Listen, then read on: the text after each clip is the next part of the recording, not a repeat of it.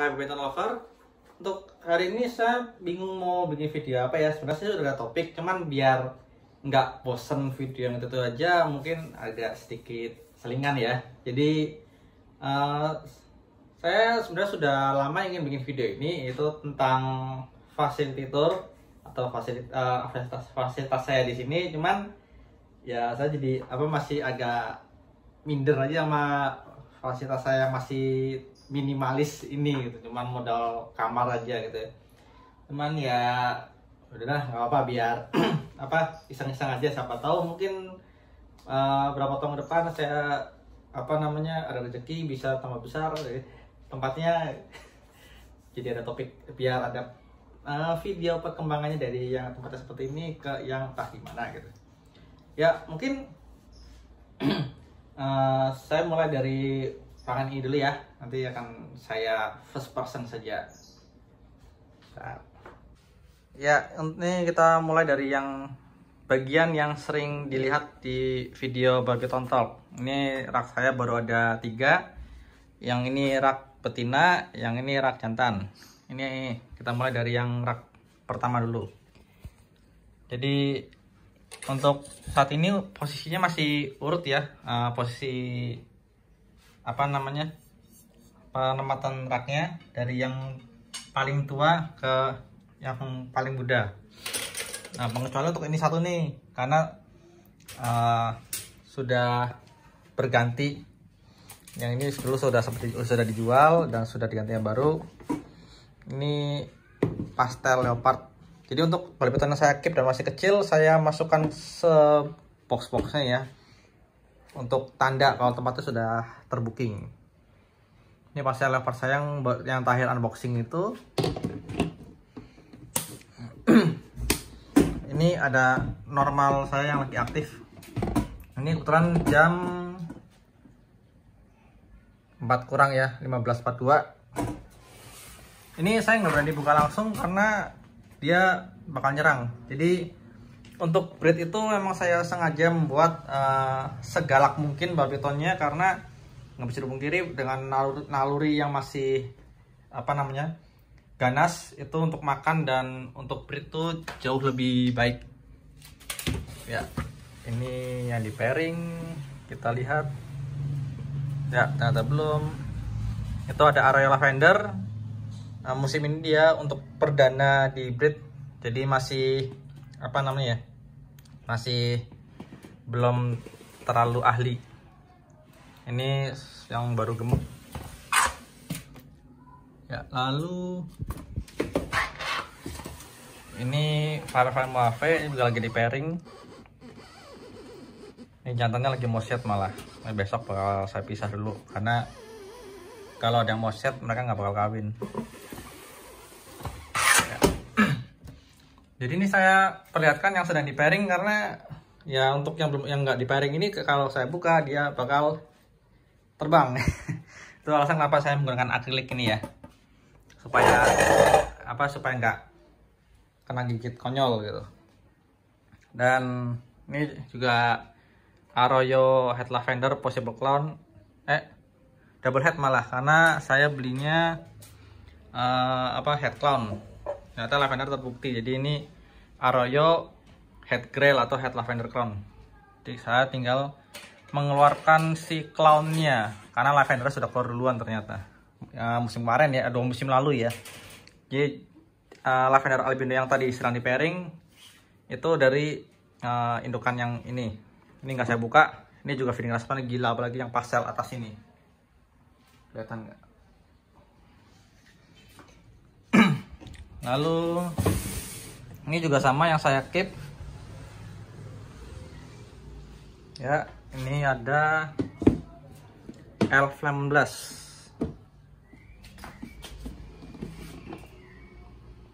Ya, ini yang dulu terlihat pucat ya, sekarang warnanya kuningnya itu makin nyala. Ini saya masih belum tahu untuk project apa, yang jelas bakal saya gunakan untuk mungkin buat mecah morph ya, karena ini kan 5 gen. Ini akan saya gunakan untuk memecah morph. Ya, ini biar nggak kelupaan dikunci. Jadi saya kalau misalkan kalau ada yang belum dikunci, berarti ada sesuatu, bisa langsung saya cek ulang semuanya. Ini betina lagi, jantan lagi kosong, lagi di pairing semua. Jantan yang kecil tuh yang baru tas tahun kemarin 2021, bukan tahun kemarin, tahun kemarin ini nggak ada ini, tahun sebelumnya. Ini dia si tompel ya, Paradox Lavender Albino. Ini tahun depan bakal mulai di pairing. Saya masih belum terlalu peka sama, bukan peka, maksudnya belum terlalu paham marking clown di lavender, karena mungkin fokus untuk markingnya, melihat markingnya itu distract oleh warna kuningnya. Jadi ya sudah, simpan aja lah. Saya masih memperhitungkan mau dikawinkan dengan yang mana gitu. Nah, ini betina tahun depan siap di breed. Ini untuk syukur-syukur Project Grail. Ini kemungkinan bisa ada Grail karena ini possible clone-nya kuat secara marking ya. Jadi saya mau membuktikan apakah benar-benar head atau enggak. Jadi kalau resesif gitulah judinya, bisa membawa bisa enggak. Kalau membawa syukur, enggak ya sudah, pasrah saja. Ini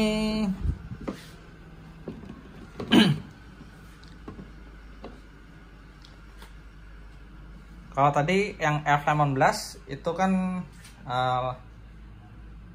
NC laser fire pastel pinstripe. Kalau ini versi tanpa laser ya, jadi hanya NC fire pastel pinstripe. Ini tanpa laser, warnanya sudah beda lumayan ya. Cuman tetap aja warna kuningnya itu menjadi lebih nyala. Mungkin efek dari si NC sendiri kali ya. Ini buat project 5 gen juga tahun depan. Jadi ya ada rasa penasaran lah untuk bikin 5 gennya. Sebelah sini ada box kosong itu kulit set, karena iseng biasa ya, mas yang punya ular pasti seneng nyimpenin kulit-kulit bekas set yang bersih gitu ya.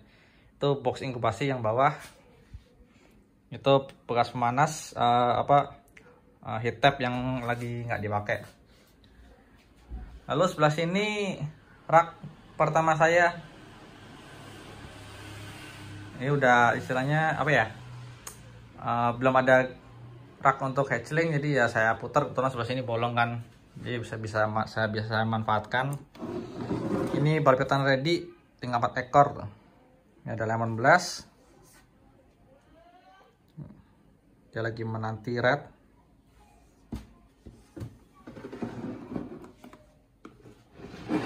Ini ada laser pastel, bisa dilihat posisinya itu mereka ada mangsa masuk langsung diajar, udah nggak takut nggak makan lah. Ini juga, ini pastel jantan.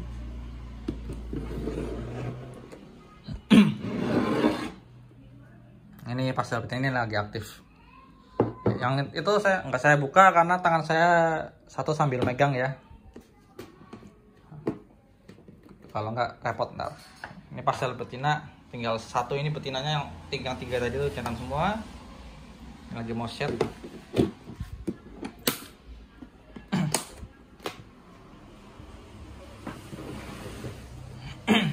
Lalu ini untuk ngelap kandang, ini ngelap tempat minum, di terpisah.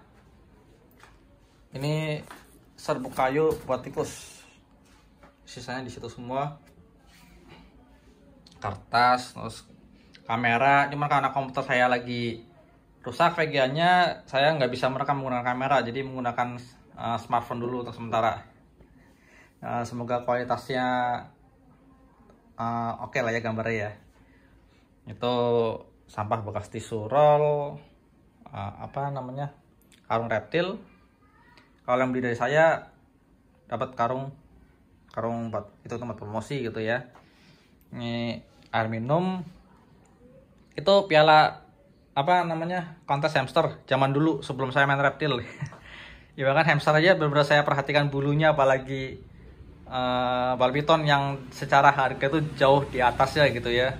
Itu benar-benar saya merawatnya nggak sebanding dengan harga hamster sendiri. Cuman secara pribadi ada kepuasan gitu aja sih. Ini larutan disinfektan, ini wajib kalau untuk yang punya bal piton koleksinya banyak, itu wajib untuk menghambat pertumbuhan bakteri sama virus. Apalagi kalau yang menggunakan kokopit kayak saya ya, itu karena membersihkannya setelah set, jadi otomatis bakterinya juga kan lebih tinggi dibandingkan yang tiap kali buang kotoran dicuci gitu. Oh ya, alasan ini yang kecil nggak ada yang pakai kokopit, yaitu pertama ini yang dijual nggak pakai kokopit karena biasa orang pengen terlihat bersih gitu ya. Jadi dengan pakai koran lebih kelihatan bersih dibandingkan ada serbuk-serbuk tanah. Tapi untuk yang saya keep itu belum menggunakan kokopit untuk di box kecil ya, karena nantinya bakal cenderung jadi basah bukannya lembab, karena yang ditargetkan lembabnya gitu ya. Kalau basah ntar malah jadi kurang bagus. Jadi harus diperhitungkan juga tingkat kelembapannya nanti jika asalnya si bal piton itu buang kotoran di media tersebut gitu. Ini inkubator yang baru, ini biasa baru saya isi jika inkubator lamanya ini udah mulai penuh. Jadi ini inkubator lama saya ya, seperti ini bikin terpepet, beli kepepet ya. Ini sampai sini sekitar 7 atau 8 box yang tadi saya gunakan, dan mendekati biasa hari ke-50 saya pindah ke sini supaya saya waktu ngontrol itu nggak perlu buka tutup ya. Nah, kenapa nggak dari awal di sini? Karena belum ada UPS. Ini UPS tiap tahun harus ganti baterai lah, 2 tahun sekali itu kalau awet, kalau masih bisa ngehandle power gitu ya, 2 tahun sekali, tapi rekomendasinya seminggu sekali. Ini kan ini belum ada, jadi buat yang utama masih di inkubator yang ini dulu. Ini ada plastik untuk bersihin tikus, ini fur babi buat pakan tikus. Nanti akan saya perlihatkan juga tempat ASF saya. Bluetooth speaker biar nggak sepi, karena saya bersihin kandang itu jam 5 subuh biar agak ramai-ramai dikit, nggak bangunin tangga. Ini fur buat pakan ASF, itu kokopit, itu serbuk kayu. Ini bagian yang paling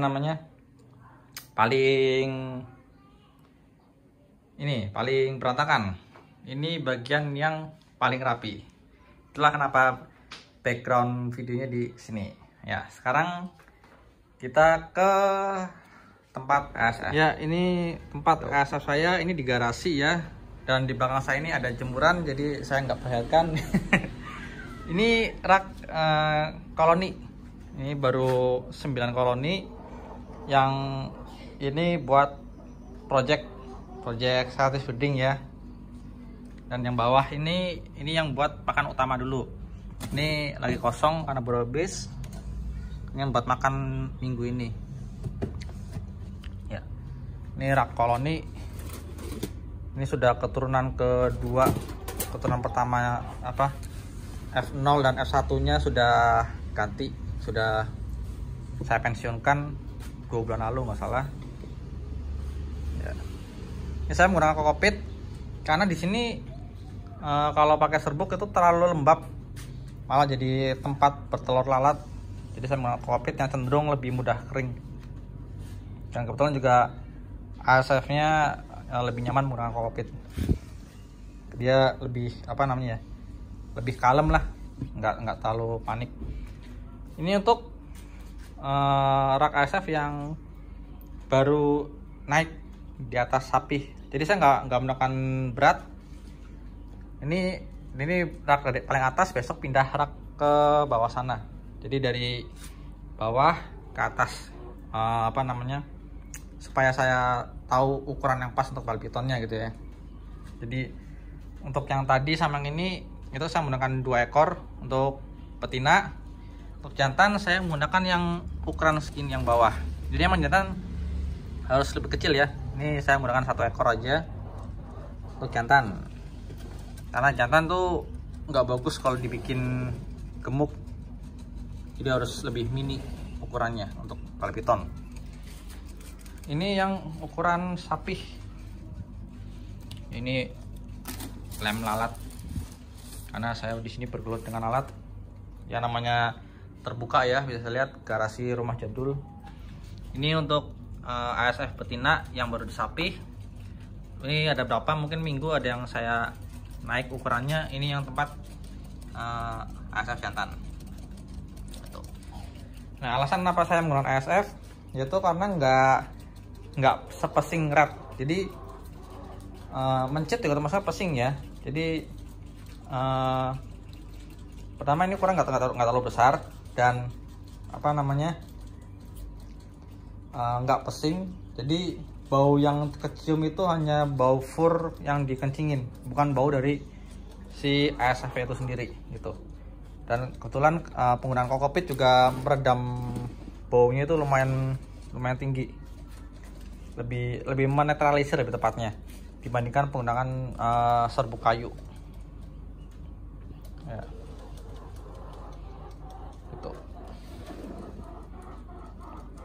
Jadi kalau misalkan ada bal piton yang baru netas, saya menggunakan ASF yang dari box ini, box sapi ini ya. Ini buatan baru netas. Dibandingkan menggunakan pinkis gitu, nutrisinya lebih tinggi pakai ini. Makanya lebih cepat semok. Gitu aja. Jadi ASF nggak ada yang saya timbang, hanya pakai feeling lah. Saya nggak mau ribet-ribet, yang penting ukurannya pas, kasih. Gitu aja. Ya, ini kandang seadanya. Oh iya, ini sejumlah ini itu kira-kira untuk 20 sampai 30 ekor bal piton. Ini cukup 9 koloni untuk makan 20 sampai 30 ekor bal piton. Pas lah ini segini. Jadi kemungkinan besar 2 tahun lagi saya harus nambah rak untuk ASF ya. Ya, sekian untuk video minggu ini. Untuk cara cari bal piton ready itu tinggal 4 ekor, bisa langsung cek link deskripsi untuk di Tokopedia, Lapak Satwa, dan juga kontak yang bisa dihubungi WA, chat only ya. Jangan telepon, saya kurang suka di telepon soalnya. Ya, sekian, sampai jumpa di video berikutnya. Ciao.